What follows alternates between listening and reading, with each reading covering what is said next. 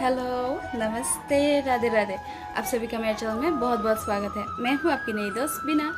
दोस्तों, अगर आपने मेरा पिछला वीडियो देखा है तो फिर आपने वहाँ पे देखा होगा भगवद गीता का चैप्टर नंबर 1 टेक्स्ट नंबर 42 और 43। तो आज के वीडियो में है टेक्स्ट नंबर 44 और 45। तो श्लोक शुरू करने से पहले हम लोग प्रेयर कर लेते हैं।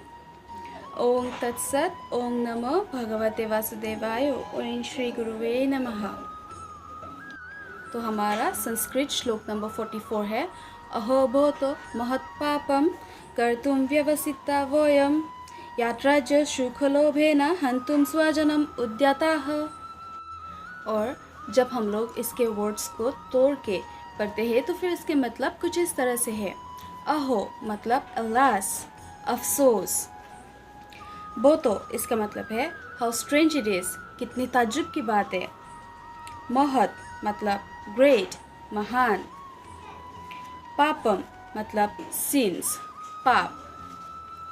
कर्तुम मतलब टू परफॉर्म, कार्य करना। व्यवसिता इसका मतलब है हैव डिसाइडेड, निश्चय कर लेना। वयम इसका मतलब है वी, हम।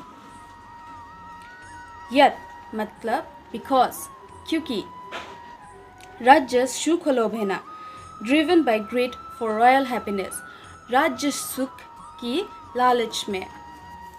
हंतुम मतलब टू किल, मारना।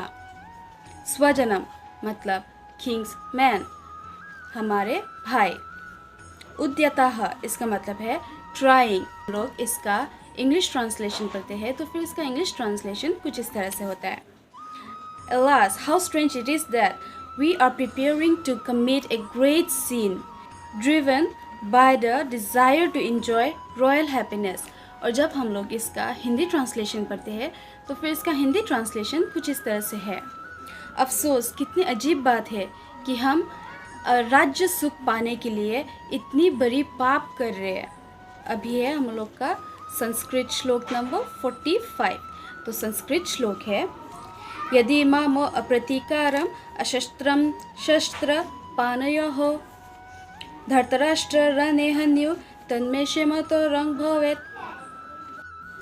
और जब हम लोग इसके मतलब को तोड़ के पढ़ते हैं तो फिर इसके मतलब कुछ इस तरह से होते हैं। यदि इसका मतलब है इवन इफ, भले ही। मामो मतलब मी, मेरे। अप्रतिकारम इसका मतलब है विदाउट बीइंग रेजिस्टेंट, प्रतिरोध किए बिना। अशस्त्रम इसका मतलब है विदाउट बीइंग फुली इक्विप्ड, निशस्त्र होना, बिना किसी शस्त्र के होना। शस्त्र पानयोः इसका मतलब है being fully equipped with weapons, मतलब पूरी तरह से शस्त्र के साथ होना। धर्तराष्ट्र इसका मतलब है धृतराष्ट्र के पुत्र, द सन्स ऑफ धृतराष्ट्र। रने इसका मतलब है ऑन द बैटलफील्ड, युद्ध की मैदान में। हन्यु मतलब टू किल, मार सकते हैं। तत् मतलब दैट, उस। में मतलब फॉर मी, मेरे लिए। शेमोतोरोंग मतलब बेटर, बेहतर। भवेत् इसका मतलब है वुड बी, होगा। और जब हम लोग इसके इंग्लिश ट्रांसलेशन को पढ़ते हैं तो फिर इसका इंग्लिश ट्रांसलेशन कुछ इस तरह से है। Better for me if the sons of Dhritarashtra weapons in hand were to kill me unarmed and unresistant on the battlefield. और जब हम लोग इसका हिंदी ट्रांसलेशन करते हैं तो फिर इसका हिंदी ट्रांसलेशन कुछ इस तरह से है। मेरे लिए बेहतर होगा अगर धृतराष्ट्र के पुत्र मुझे अपने हाथों में शस्त्र लेके अगर मुझे मारते हैं जब मैं निशस्त्र होता हूँ इस युद्ध के मैदान में। आप सभी को रामनवमी की, विजयादशमी की हार्दिक शुभकामनाएं। तो मेरा वीडियो आज के लिए यहाँ पे ही ख़त्म हो जाता है।